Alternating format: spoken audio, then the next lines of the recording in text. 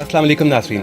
Doctor Parvez हुदबाई Pakistani liberals के इमाम हैं। आपने पाकिस्तानी अवाम को खबरदार किया है कि ड्रामा अर्तुगरुल गाज़ी एक जहरीला प्रोपेगेंडा है। पाकिस्तानी अवाम को अर्तुगरुल गाज़ी नामी जहर से बच कर रहना चाहिए। हमारा आज का वीडियो इसी मौजू पर है। सबसे पहले तो ये जानने की ज़रूरत है कि परवेज़ हुदबाई कौन है। परवेज़ हुदबाई ने न्यूक्लियर फिजिक्स में आला तालीम अमेरिका से हासिल की। कायद-ए-आज़म यूनिवर्सिटी इस्लामाबाद और दीगर तालीमी इदारों में फिजिक्स पढ़ाई। इसके अलावा आप एक्टिविस्ट भी कहलाए जाते हैं, यानी परवेज़ हुदबाई की पहचान एक उस्ताद और एक्टिविस्ट की है। एक उस्ताद होने की हैसियत से परवेज़ हुदबाई हमारे लिए काबिल सद एहतराम हैं, मगर जहाँ तक एक्टिविस्ट होने की बात है तो हम अब अच्छी तरह जान चुके हैं कि इंटरनेशनल मीडिया किसे एक्टिविस्ट कहता है। अब्दुल सत्तार ईदी जैसे फरिश्ते को नोबेल प्राइज नहीं मिलता, मगर मलाला यूसुफजई को हीरोइन बनाकर पेश किया जाता है। ज्यादातर एक्टिविस्ट और मोमबत्ती वाली आंटियों में एक बात कॉमन है कि कश्मीर और फलस्तीन का जिक्र करते हुए उनकी जान जाती है। तो परवेज़ हुदबाई एक उस्ताद होने की हैसियत से हमारे लिए मुहतरम है, मगर अर्तुगरुल गाज़ी न्यूक्लियर फिजिक्स का मसला नहीं, लिहाजा यहाँ उनकी राय से इख्तलाफ हो सकता है। परवेज़ हुदबाई ने अंग्रेजी अखबार डॉन में डेंजरस डेल्यूजन अर्तुगरुल मानिया के उन्वान से एक मजमून लिखा। इस मजमून में परवेज़ हुदबाई को सबसे पहली तकलीफ ये होती है कि तुर्की का एक ड्रामा पाकिस्तान में क्यों मकबूल है। आप ये फर्ज करते हैं कि लोग समझते हैं कि ये जेन्युइन इस्लामी तारीख है, फिर इस बात का रोना रोते हैं कि ये प्रोपेगेंडा है और इस ड्रामे के हवाले से कोई तारीखी शवाहिद मौजूद नहीं। आगे चलकर परवेज़ हुदबाई इस ड्रामा पर एक से बढ़कर एक खतरनाक वार करते हैं। लिखते हैं कि हमें हैरान नहीं होना चाहिए कि अगर दाइश जैसी तंजीमें इस ड्रामे से इंस्पायरेशन हासिल करें।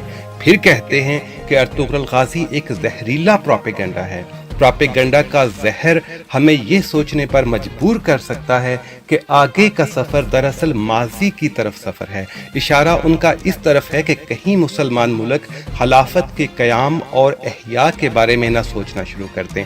मज़ीद लिखते हैं कि इस्लाम को मुस्बत अंदाज में पेश करने के लिए इससे भी बेहतर तरीके हो सकते थे। वो कहते हैं कि आप टर्किश उलमा की ज़िंदगी पर ड्रामा बना सकते थे, वगैरह वगैरह। परवेज़ हुदबाई बहुत पढ़े लिखे हैं, लेकिन इसका मतलब हरगिज़ नहीं कि वो एक आम पाकिस्तानी को बेवकूफ़ समझना शुरू कर दें।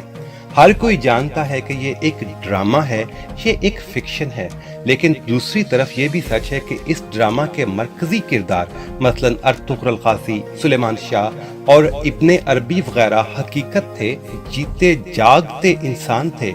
हमारे चैनल की ही एक वीडियो में डॉक्टर ताहिरुल कादरी की एक साउंड बाइट शामिल है, जिसमें वो कहते हैं कि इब्ने अरबी की अर्तुगरुल गाज़ी की रहनुमाई टर्किश ज़राए से साबित है।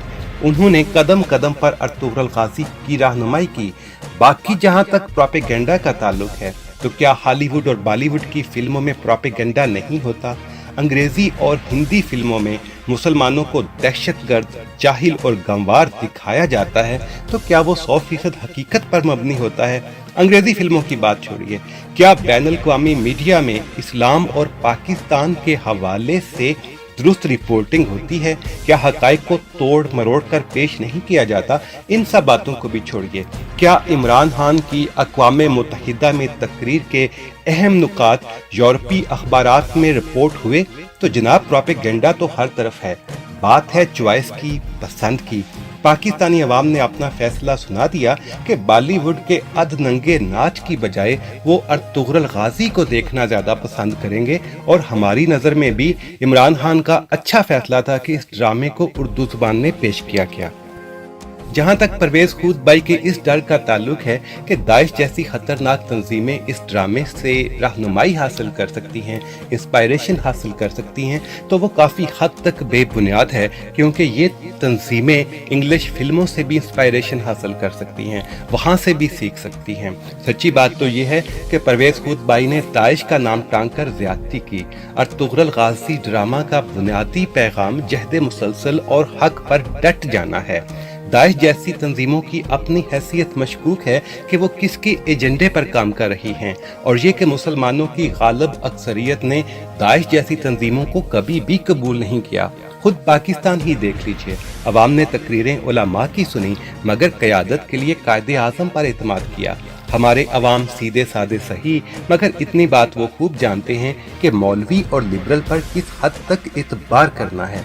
अगर आपको इस्लाम के मुस्बत इमेज की फिक्र है तो आप इस ज़िमन में भी अपना ज़ोरे कलम आजमाएं, अपने लिबरल दोस्तों को तहरीक दें कि वो पाकिस्तान और इस्लाम का दुरुस्त तशख़्ख़ुस दुनिया में उजागर करें। आप बैनुल अक़वामी अखबारात में मज़ामीन लिख सकते हैं, आप भी तो इस बारे में अपना हिस्सा डालें ना। जहाँ तक इस बात का ताल्लुक है कि ये जहरीला प्रोपेगेंडा हमारे ज़हनों में खिलाफत का ख्वाब जगा सकता है, तो अब इस बात पर क्या कहा जाए। अगर इस ड्रामा की वजह से मुसलमानों में खिलाफत यानी पॉलिटिकल यूनिटी की उम्मीद जागती है तो इसमें इतनी बुरी बात क्या है।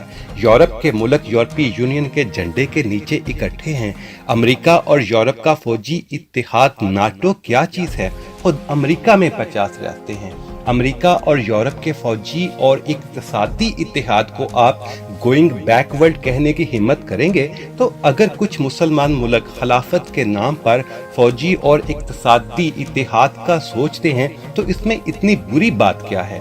जहाँ तक इस्लाम के मुस्बत इमेज की बात है तो इस्लाम एक आफाकी हकीकत है जो ड्रामों और फिल्मों से कहीं बालातर है। जमहूरियत के नाम पर अफगानिस्तान, इराक, शाम और लीबिया में जो दरिंदगी हो रही है, क्या इससे जमहूरियत का नाम बदनाम हुआ?